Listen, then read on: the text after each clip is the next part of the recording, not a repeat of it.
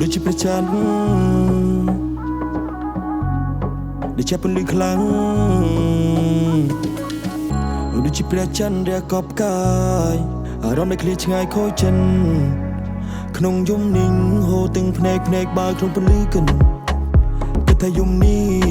បេះដូងក៏ឈឺយំនេះ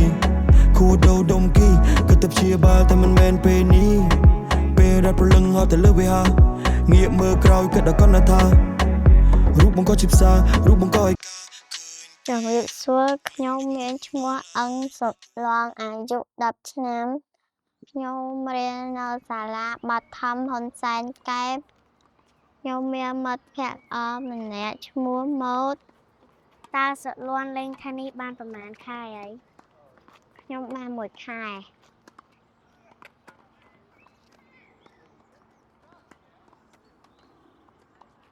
តើសុតលន់ទទួលបានអ្វីខ្លះនៅក្នុងការហាត់ថេននីស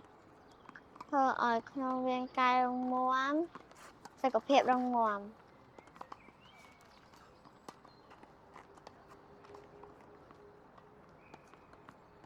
ពេលសុតលន់លេងខែនេះចង់ឲ្យខ្ញុំមកមើលអត់ខ្ញុំចង់ឲ្យមុនមកមើលខ្ញុំ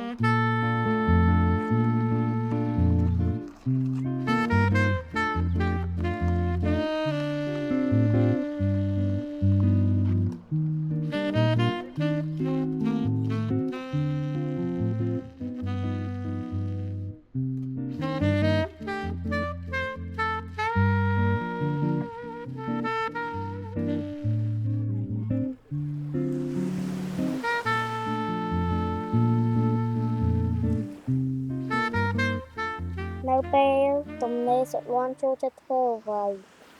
ពេលទំនេរខ្ញុំចូលចិត្តមកសាក់បននិងហាត់ធីនីសនៅពេលដែលខ្ញុំបរាជ័យសុតលន់និយាយអីមកខ្ញុំដល់កម្លាំងចិត្តឲ្យមុន